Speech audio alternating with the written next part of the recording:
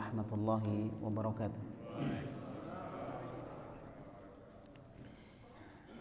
Alhamdulillahi ala ihsanih wa syukru lahu ala taufiqi wa amtinanih. Asyhadu an la ilaha illallah wahdahu la syarika lah ta'ziman li sya'nih wa asyhadu anna Muhammadan abduhu wa rasuluhu ad-da'i ila ridwanih. Wa sallallahu ala nabiyyina Muhammadin wa ala alihi wa ashabihi wa ikhwani. Alhamdulillah, pada malam hari ini kita bersyukur kepada Allah Subhanahu wa taala yang telah memberikan keamanan dan ketenangan kepada kita semuanya, sehingga kita masih bisa datang ke salah satu dari rumah Allah, Masjid Al-Haq di Komplek CV Dewi, Kota Makassar. Ini merupakan sebuah nikmat yang besar, walaupun di hari kemarin ya sempat banjir di beberapa tempat dan beberapa aktivitas kita terhalangi ya dengan banjir tersebut. Mungkin kebanyakan di rumah siaga ya. Di sini masuk air, Pak? Masuk juga. Ya itulah. Air nggak bisa dihalangi, Pak ya. Ya, jadi begitulah. Semoga Allah memberikan kesabaran kepada bapak-bapak dan ibu-ibu yang rumahnya kemasukan air ya. Sesuatu itu kalau kita hadapi dengan tenang ya, dengan kesabaran, tawakal kepada Allah, kita berharap bahwa Allah akan menggantikan yang lebih baik insyaallah. Amin ya rabbal alamin.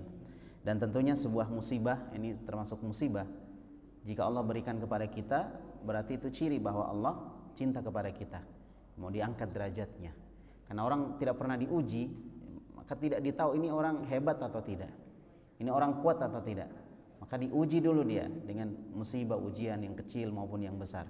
Semoga ini sebagai ujian ya yang akan mengangkat insyaallah derajat kita di sisi Allah Subhanahu wa taala dan juga di sisi manusia. Amin ya rabbal alamin. Bapak Ibu, insyaallah akan kita lanjutkan kembali pembahasan kitab Thalathatul Usul, yaitu tentang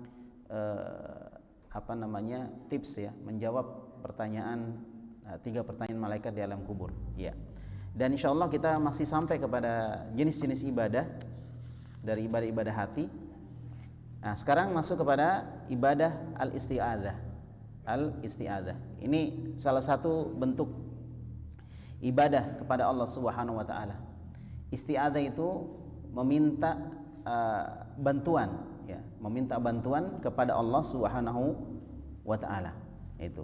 Tetapi makna secara umum adalah minta bantuan. Ya, kalau misalnya atau minta perlindungan ya, lebih khususnya kepada minta perlindungan. Ya, kalau misalnya ada orang berada dalam sebuah kondisi yang membutuhkan bantuan atau perlindungan, maka kemudian dia minta perlindungan, maka itu namanya apa? Isti'adzah. Minta perlindungan, yaitu namanya isti'adzah. Dan isti'adzah ini seorang minta perlindungan dari sesuatu yang dia tidak senangi. Sesuatu yang dia tidak senangi. Nah, Bapak Ibu yang saya hormati, isti'adzah ini adalah salah satu bentuk ibadah kepada Allah. Allah berfirman, "Qul a'udzu birabbil falaq." Kemudian di surah An-Nas, "Qul a'udzu birabbin nas."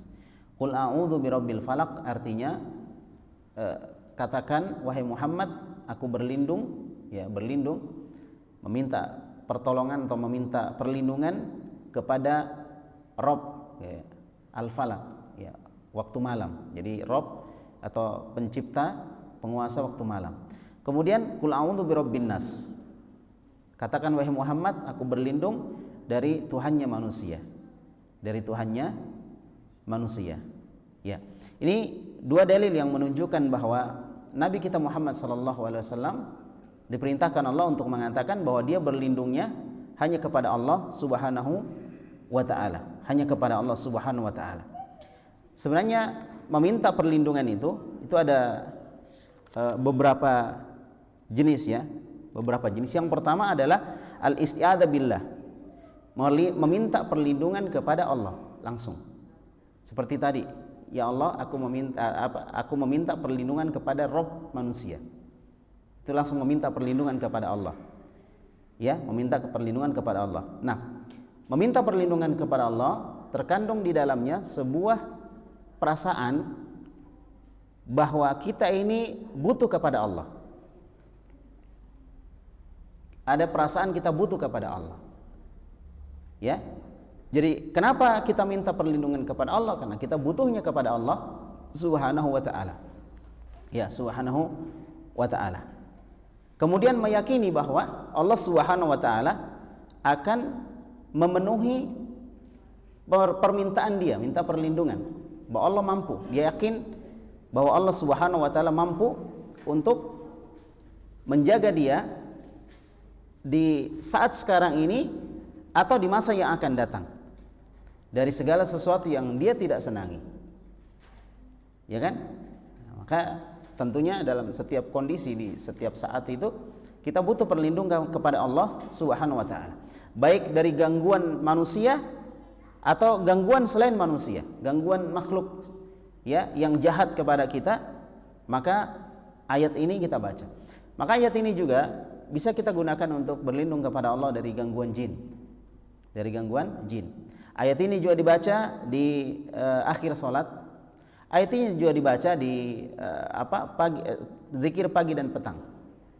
Ini dibaca qul a'udzu birabbil falaq, qul a'udzu birabbin nas yang bersama dengan qul huwallahu ahad. Ini dibaca sebagai bentuk perlindungan kepada Allah Subhanahu wa taala, ya, Subhanahu wa taala. Nah, kemudian jamaah kaum muslimin, yang kedua adalah al-isti'adzah bi sifatin min sifatihi. Meminta perlindungan dengan sifat dari sifat-sifat Allah. Jadi tidak langsung sama Allah, tapi sama sifatnya. Sama sifatnya Allah Subhanahu wa ta'ala. Seperti sifat kalam, sifat berbicara. Ya. Seperti doa yang kita baca kalau misalnya kita tiba di sebuah tempat yang kita khawatir tempat tersebut ada makhluk-makhluk yang bisa mengganggu kita ataupun bisa mencelakakan kita, maka kita mengatakan a'udzu bikalimatillahi tammah min syarri ma khalaq. Kita lihat artinya, ya. A'udzu, aku berlindung, bikalimatillah, dengan kalimatnya Allah. Jadi bukan langsung berlindung kepada Allah, tapi berlindung kepada sifat Allah. Berlindung kepada sifat Allah Subhanahu wa taala. Dan ini menunjukkan juga seorang itu berlindung kepada Allah tapi dengan menggunakan sifat-sifatnya. Sifat apa yang digunakan di sini? Sifat kalam, bi kalimatillah, dengan kalimat-kalimat Allah at-tammat, yang sempurna. Dari apa? Min syarri ma khalaqa, dari semua yang Allah ciptakan. Ini hebat ini doa ini. Kalau kita takut, doa ini dibaca. Doa ini dibaca. Doa ini asalnya dari sebuah hadis yang diriwayatkan oleh Imam Muslim. Oleh Imam Muslim, di mana Nabi menyebutkan siapa yang tiba di sebuah tempat, maka kemudian dia baca doa ini, maka dia akan selamat sampai dia tinggalkan tempat tersebut. Begitu caranya. Bukan pakai klakson, Pak. Biasa kalau kita naik motor, tiba di sebuah tempat yang kita katanya khawatir dengan makhluk halus yang ada di situ, kita pakai klakson 3 kali. Nah, itu enggak sunnah. Yang sunnah doa ini dibaca. Jadi bukan klakson, tapi doa ini. Ya, kalau jin enggak usah kita izin-izin gitu. Kita langsung saja lewat. Tapi baca doa ini. Apa faedahnya doa ini tadi? Enggak diganggu. Kalau kita cuma klakson, Pak, masih bisa diganggu. Karena kita belum berlindung kepada Allah gitu. Paham ya? Jadi orang-orang yang sekedar pakai klakson itu enggak mempan itu. Iya, jadi caranya doa ini yang dibaca. Nah, demikian pula misalnya ada tempat-tempat yang kita khawatirkan, rumah misalnya ada rumah kosong. Kita khawatirkan banyak jin di situ kan? Nah, kita baca doa ini juga. Karena di sini sifatnya umum, dari kejelekan seluruh yang Allah ciptakan. Apapun itu. Apakah jinnya ataukah mungkin rumah yang bisa roboh gitu kan, dan lain sebagainya. Dari segala bentuk kejelekan. Sebenarnya kita sudah punya doa. Tapi sayang kadang ada sebagian orang yang ngajarin nggak benar. Doa itu dibaca. Atau dengan misalnya melemparkan telur di jembatan. Misalnya orang lewat di jembatan, katanya kalau kamu selamat, kau lemparkan telur. Semakin banyak telurnya, semakin selamat. Habislah telur. 1 rak juga habis. Ya kan? Iya. Jadi itu keliru. Itu keliru. Kalau lemparkan telur, kepada siapa dia berlindung? Kepada siapa? Nah, kalau ini kan jelas. Aku berlindung kepada kalimat-kalimat Allah yang sempurna. Jelas, minta perlindungan kita kepada siapa? Kepada Allah. Jelas. Sudah aman. InsyaAllah kalau sudah berlindung kepada Allah, aman. Ya, jadi telurnya tidak mubadzir. Bisa dibawa pulang, digoreng, ya, atau dijual. Nah, itu lebih bermanfaat insyaAllah. Ya, atau dengan misalnya orang bawa jimat. Saya bawa jimat ini, kalau saya lewat itu pasti tidak akan ada yang bisa ganggu saya. Maka keliru. Dia tawakal kepada jimat. Harusnya tawakalnya kepada Allah. Kalau sudah tawakal kepada Allah, apakah jimat dibutuhkan? Butuh enggak kita dengan jimat kalau sudah tawakal kepada Allah? Enggak butuh. Kalau kita masih butuh dengan jimat, berarti kita anggap Allah itu enggak cukup. Kalau misalnya kita keluar rumah, Bismillahirrahmanirrahim, la haula wala quwata illa billah. Cukup atau tidak? Cukup. Butuh jimat? Butuh atau tidak? Tidak butuh. Sudah cukup itu. Jelas ya? Sudah cukup. Jadi kalau kita masih pakai jimat, kita anggap belum cukup. Kita anggap belum cukup. Jadi yang benarnya doa itu sendiri, kalau kita mau bilang jimat, itulah jimat sebenarnya. Doa-doa yang diajarkan Nabi sallallahu alaihi wasallam. Jelas ya? Nah, termasuk doa ini tadi yang kita baca tadi. Nah, di sini ada bentuk perlindungan kepada kalimat Allah Subhanahu wa taala. Ya, Subhanahu wa taala. Ya. Atau doa yang lain yang disebutkan a'udzu bi azamatika. Ya Allah, aku berlindung dengan keagunganmu. Aku berlindung dengan keagunganmu. Atau doa yang lain juga yang dalam hadis yang diriwayatkan juga oleh Imam Muslim, berlindung dengan ridhonya Allah. Ini kan sifat-sifat Allah semua. A'udzu biridhaka min sukhtika. Ya Allah, aku berlindung dengan keridhoanmu dari kemarahanmu. Nah itu berlindung dengan sifat-sifat Allah, dan itu juga tidak ada masalah, ya. Dan beberapa doa-doa yang bentuk kalimatnya berlindung kepada kepada sifat-sifat Allah. Sudah dua ya. Yang ketiga, berlindung kepada orang yang sudah meninggal. Berlindung kepada orang yang sudah meninggal. Atau kepada orang yang masih hidup tetapi tidak ada di depan kita. Ya, tidak ada di depan kita. Misalnya kita ada bahaya, kemudian ada orang meninggal, kita kenal ini orang hebat, ini mungkin orang soleh. Kemudian kita panggil dia supaya berlindung, misalnya supaya kita tidak kena banjir, supaya kita tidak kena tsunami atau apalah ya. Ada tsunami datang, kita sebut namanya 3 kali, si fulan gitu. Dengan keyakinan kalau kita sebut namanya, kita akan terjaga dari bencana. Ini namanya apa? Berlindung. Boleh atau tidak? Tidak boleh. Karena orang sudah meninggal. Orang sudah meninggal itu didoakan, bukan dimintai. Jadi orang yang sudah meninggal itu didoakan, Pak, banyak didoakan, karena dia tidak bisa apa-apa lagi. Ya kan? Dia butuh doa dari kita, terus butuh doa dari kita. Jangan kasihan direpotkan lagi bantu kita. Kasihan. Sudah kasihan dia di dalam, tidak pernah kita doakan, kita lagi minta sama dia, kasihan. Jangan direpotkan dia dengan sesuatu pekerjaan yang dia tidak bisa lakukan gitu. Jelas ya? Itu. Kemudian orang yang tidak hadir di depan kita, bahasa orang sekarang katanya telepati. Tahu telepati?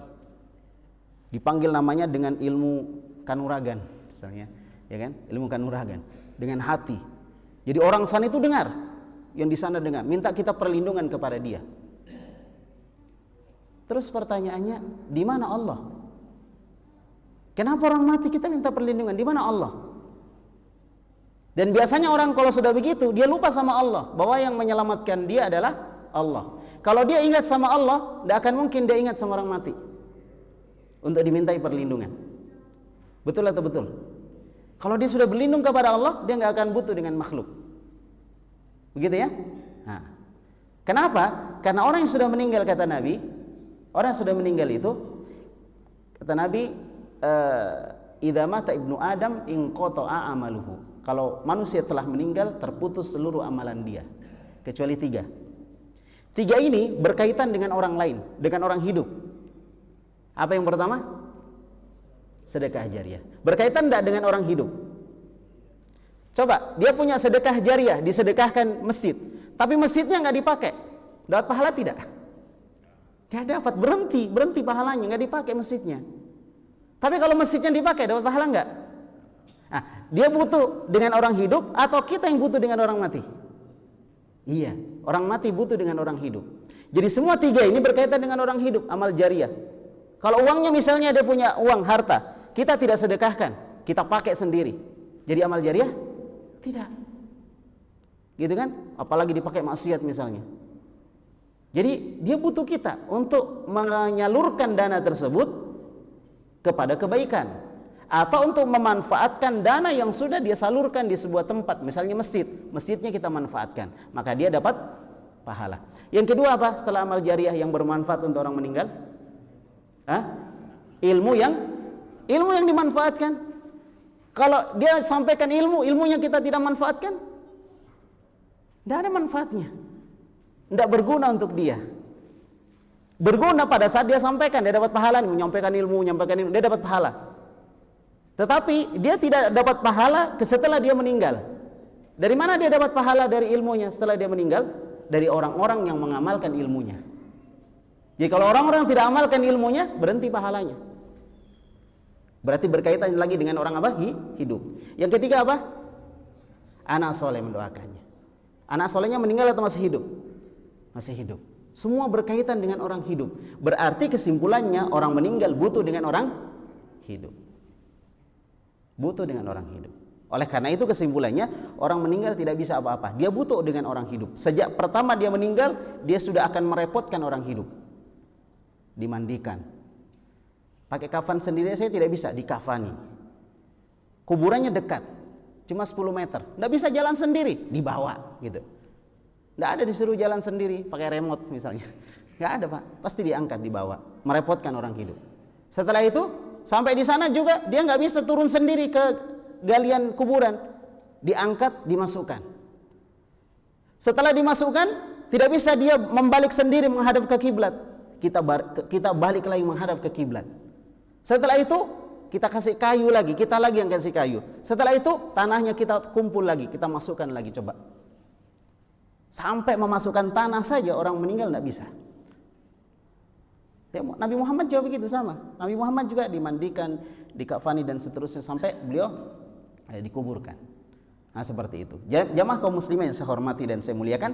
Oleh karena itu berlindung kepada orang yang sudah meninggal itu nggak boleh. Yang kedua, berlindung kepada orang yang masih hidup tapi tidak ada di hadapan kita. Kita panggil-panggil namanya, ya kita anggap kalau kita sebut namanya kita akan selamat.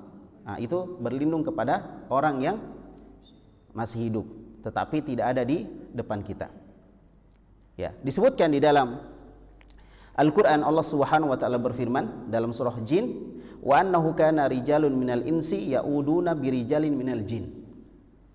Sesungguhnya ya ada di sebagian manusia dari kalangan manusia mereka meminta perlindungan kepada orang-orang dari kalangan jin.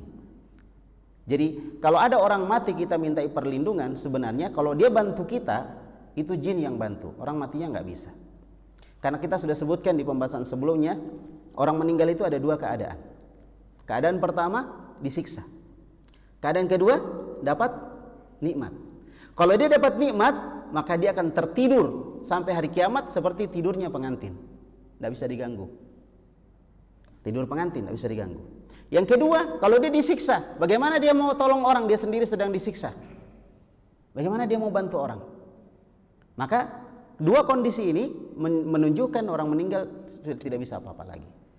Amalan kita tergantung ketika kita masih hidup. Ketika sudah meninggal sudah selesai, tidak ada lagi amalan kecuali amalan yang tadi berkaitan dengan orang hidup.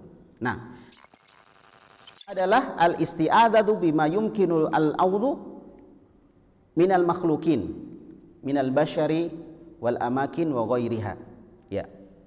Yang keempat adalah berlindung kepada makhluk ya dari perkara yang dia bisa lakukan. Misalnya kita terancam keamanan kita. Kita nelpon pihak keamanan supaya menjaga rumah kita. Berlindung atau tidak namanya ini? Berlindung. Boleh atau tidak? Boleh karena dia mampu. Karena dia mampu boleh. Ya. Yang tidak boleh tadi yang tidak mampu. Kalau ini mampu boleh, silahkan berlindung kepada mereka. Atau berlindung kepada pemerintah. Atau seperti yang dilakukan oleh kaum muslimin ketika berhijrah dari Mekah ke Habasyah, ke Ethiopia. Di Habasyah itu waktu itu rajanya adalah seorang raja Nasrani, namanya Habasyi.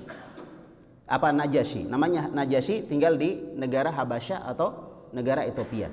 Dia seorang Nasrani, tetapi dia melindungi seluruh warganya dan semua yang orang datang ke negerinya mendapatkan suaka politik dari beliau, termasuk kaum muslimin. Maka ketika orang Quraisy mau mengambil kaum muslimin yang sudah berhijrah ke Habasyah, mau diambil mereka, mau diangkut lagi, dibawa ke Madinah atau dibawa ke Mekah, maka apa? Raja Najasyi tidak mengizinkannya, dilindungi mereka.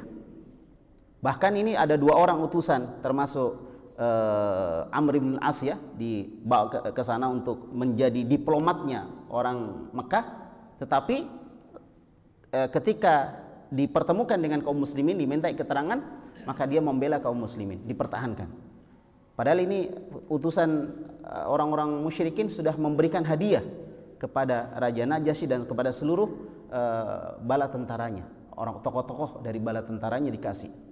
Tapi kemudian hadiah tersebut dikembalikan lagi dan kaum muslimin tetap terjaga. Ini namanya minta perlindungan, tetapi kepada orang yang masih hidup, dan itu nggak ada masalah. Itu tidak masalah. Padahal mereka di Mekah sama Nabi, tapi Nabi bilang kamu hijrah, karena dia tidak punya perlindungan di Mekah. Sebagian orang yang memiliki orang-orang besar melindungi mereka, dijaga mereka dari gangguan orang-orang kafir Quraisy. Tetapi yang tidak punya pergi ke Habasyah. Sampai terjadi 2 kali perjalanan. Dan perjalanan pertama diantara yang hijrah adalah Utsman bersama dengan putri Nabi SAW. Pergi ke pergi ke Habasyah. Jamaah kaum muslimin yang saya hormati, inilah bentuk perlindungan, ya, bentuk perlindungan. Jadi kesimpulannya dari 4 bentuk perlindungan tadi, yang 3 tidak ada masalah, kemudian yang 2 bermasalah. Kemudian dari yang 3 ini, yang 2 adalah bentuk perlindungan kepada Allah, yang 1 bentuk perlindungan kepada manusia. Kita bisa minta perlindungan kepada manusia. Jelas ya? Atau misalnya kita orang mampu, setiap kita pergi ada bodyguard kita di belakang, nah itu berarti kita minta perlindungan kepada dia, jaga saya. Itu nggak ada masalah. Karena dia apa? Dia mampu untuk melakukan itu. Selanjutnya Bapak Ibu yang saya hormati, yang saya muliakan, ya, adalah istighotsah.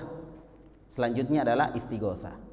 Istighotsah itu artinya meminta pertolongan dalam keadaan kredit, dalam keadaan lagi ada apa istilahnya ya? Darurat ya. Dalam keadaan darurat dia minta pertolongan, itu namanya istighotsah. Jadi sebenarnya sama dengan minta pertolongan isti'anah misalnya, minta pertolongan, minta bantuan, sama ya.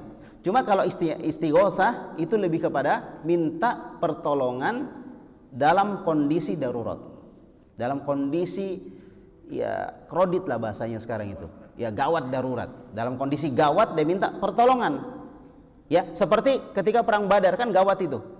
1000 orang harus lawan 300 orang, kan gawat namanya. Maka Nabi meminta doa kepada Allah, dan doanya Nabi kepada Allah disebut istighotsah. Ya. Nah, dalil bahwa istighotsah kepada Allah adalah firman Allah Subhanahu wa taala dalam surah Al-Anfal. Ini kaitannya dengan masalah Nabi ketika istighotsah di perang Badar. Ya, ittastaghitsuna rabbakum. Ketika engkau wahai Muhammad beristighotsah kepada Rabbmu, kepada Tuhanmu. Ya, fastajaba lakum, maka Allah mengabulkan istighotsahmu. Anni mumiddukum bi alfim minal malaikati murdifin. Dan kemudian disebutkan, ya, sesungguhnya aku akan mengirimkan 1000 orang malaikat yang datang berturut-turut.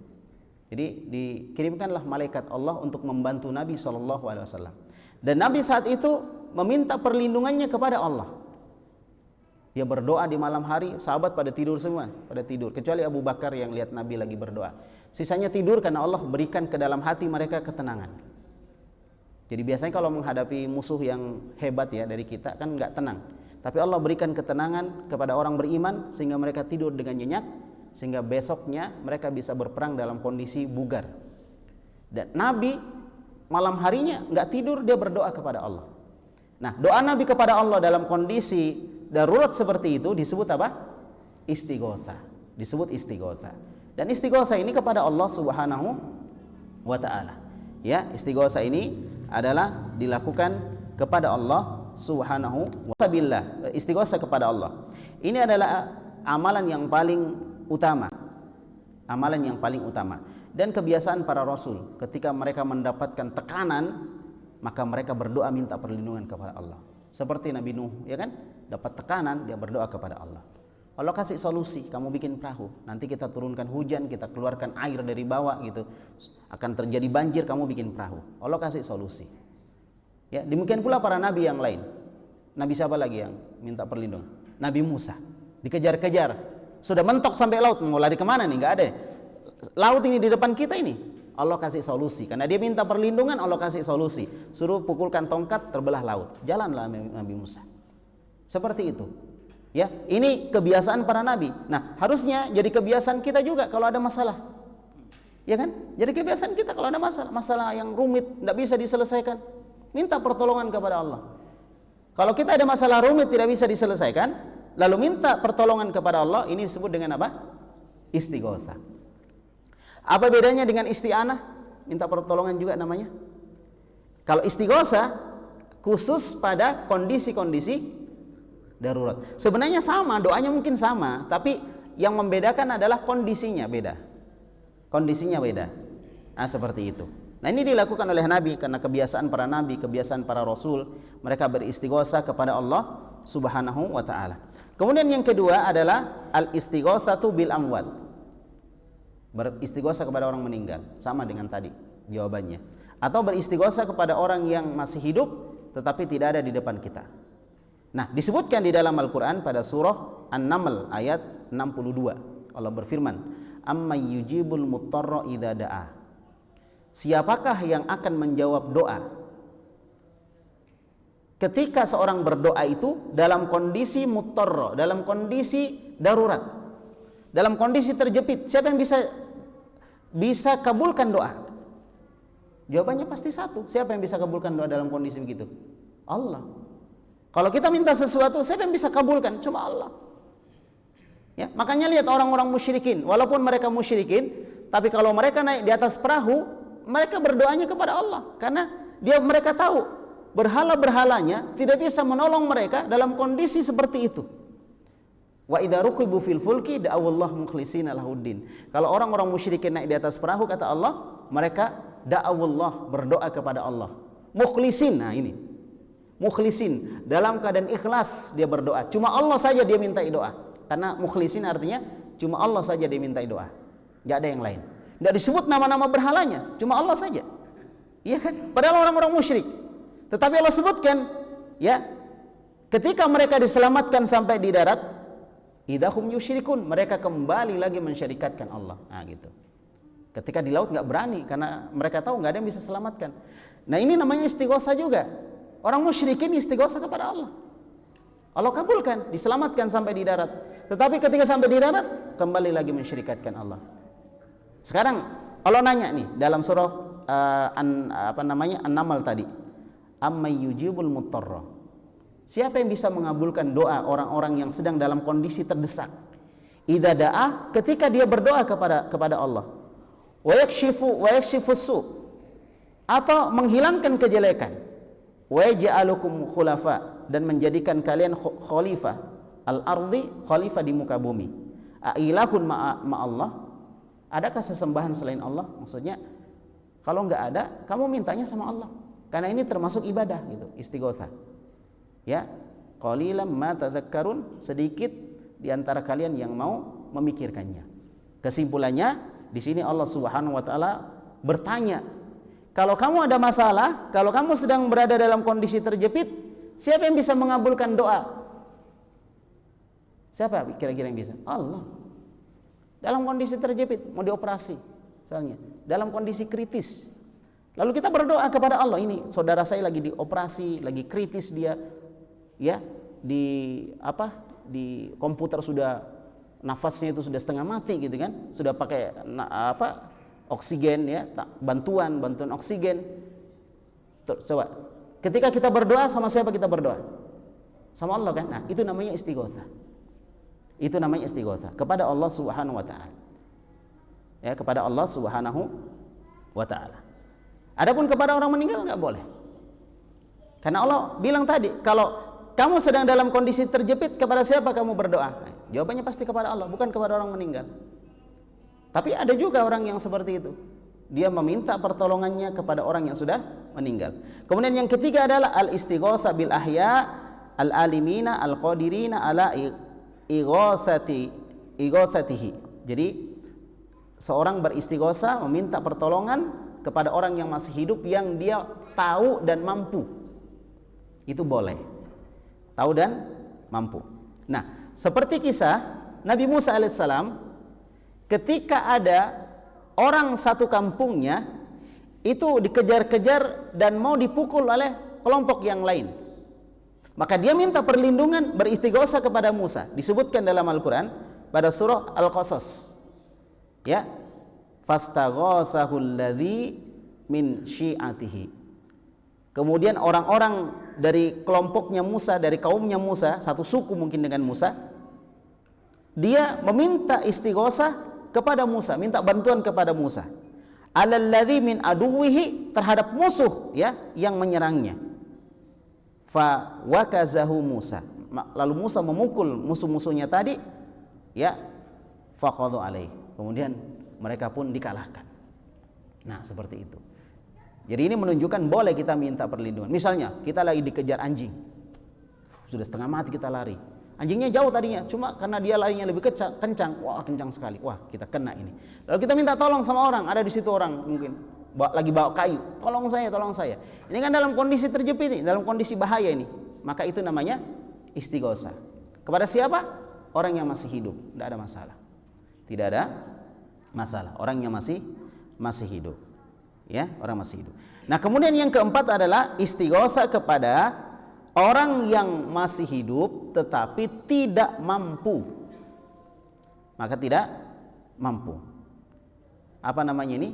Ini namanya penghinaan.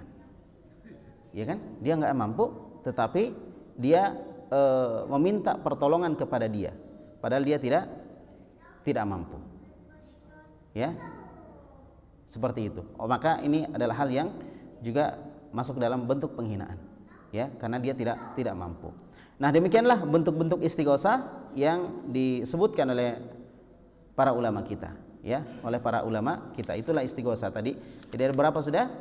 Ada isti'adzah dan istighosa. Dua ibadah yang harusnya kita berikan kepada Allah Subhanahu wa taala. Tidak boleh kita berikan kepada selain Allah. Ini yang membuat kita semakin lemah. Ketika kita ada masalah, minta perlindungan dan bersandarnya kepada selain Allah. Harusnya kepada Allah supaya kita kuat. Semakin bersandar kepada Allah semakin kita kuat. Coba tadi lihat bagaimana nasibnya orang yang meminta perlindungannya kepada jin. Jin malah kasih lemah dia. Ya, kana rijalun minal insi yauduna birijalin minal jin. Sebagian manusia itu minta perlindungannya kepada jin. Fazaduhum rohaqa. Maka jin itu menambah dia semakin lemah. Jin itu bikin kita semakin lemah, bukan semakin kuat. Ya, kalau mau dijaga, minta perlindungan sama Allah. Makanya tadi disebutkan, kalau kamu tiba di sebuah tempat, baca doa, A'udzu bikalimatillahi tammati min syarri ma khalaq. Itu doa yang kita baca, minta perlindungan kepada Allah. Ya, bukan dengan melempar benda tertentu atau dengan tadi yang saya katakan klakson motor misalnya, ya, dan seterusnya. Itu bukan solusi. Itu bukan solusi. Kalau mau minta perlindungan kepada Allah, bacalah doa yang diajarkan oleh Nabi kita Muhammad sallallahu alaihi wa ala alihi wasallam. Sudah jam berapa ini? Iya, sudah bisa tanya jawab ya. Baik, kita buka tanya jawab ya. Silahkan mungkin ada pertanyaan berkaitan dengan masalah pembahasan kita tadi atau berkaitan dengan masalah yang lainnya. Kita masih ada waktu insyaallah. Ya, silakan Bapak.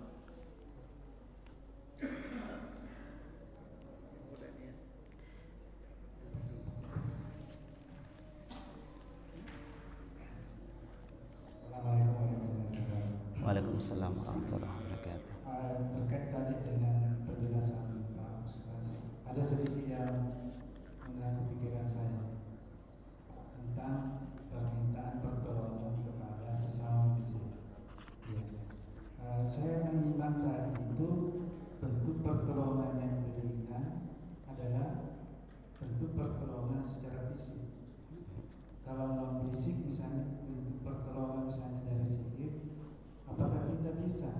minta bantuan pada orang yang tidak di depan kita. Misalnya saya telepon bapak saya, tolong didoakan saya sedang diserang sihir misalnya.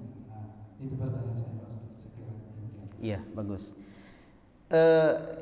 Yang pertama diperjelas dulu, yang dimaksud tidak ada di depan kita adalah orang yang tidak bisa berkomunikasi dengan kita. Kalau di telepon lain lagi, itu dianggap kalau dalam bahasa Arab namanya mukhatab, berarti dia di depan kita gitu.